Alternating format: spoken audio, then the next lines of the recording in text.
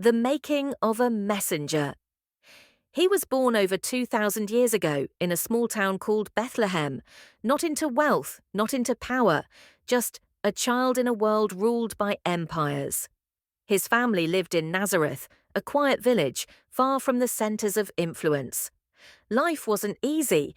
The Roman Empire controlled everything, taxes, laws, even daily life.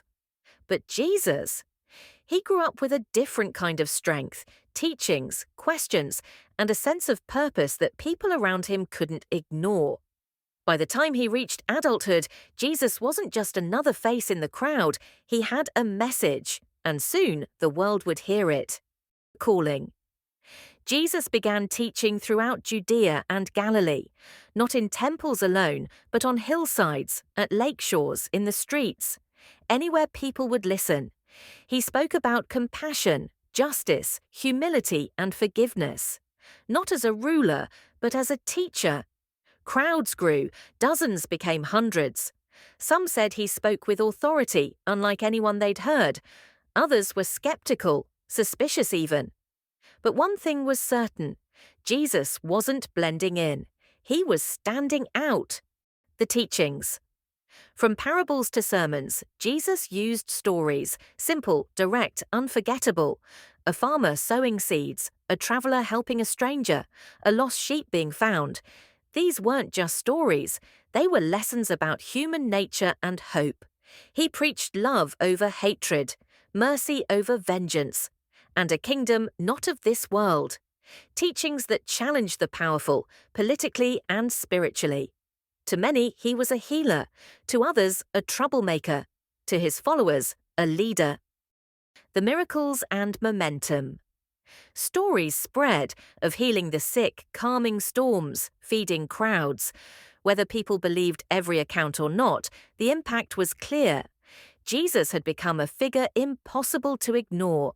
His closest followers, the disciples, traveled with him, learning, teaching, spreading his message village by village.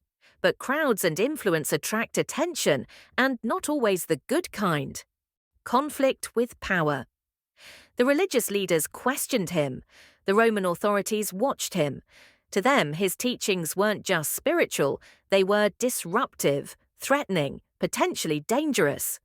Jesus challenged hypocrisy, corruption, and injustice, and in a world built on rigid power structures, that made enemies. But Jesus continued teaching anyway. The final week, Jerusalem. The story's turning point.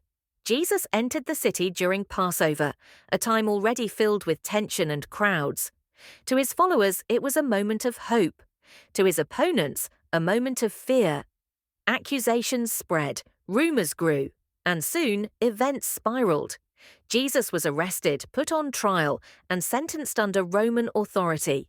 His execution, crucifixion, was meant to silence him, to end his influence, to stop the movement before it spread. But history had other plans. The rise of a movement. After his death, his followers claimed something extraordinary, that Jesus had risen.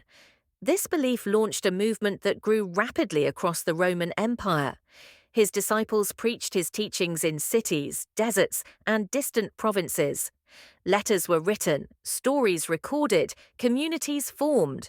Christianity spread, sometimes quietly, sometimes explosively, until it reached millions. And whether one views the resurrection as faith, history, or symbolism, the impact is undeniable. Jesus' message reshaped cultures, laws, art, philosophy, morality, even entire civilizations.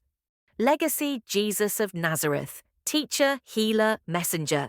A man whose life sparked one of the most influential movements in human history.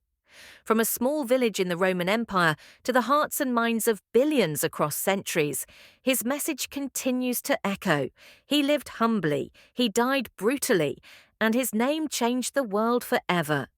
He was Jesus, and history would never be the same.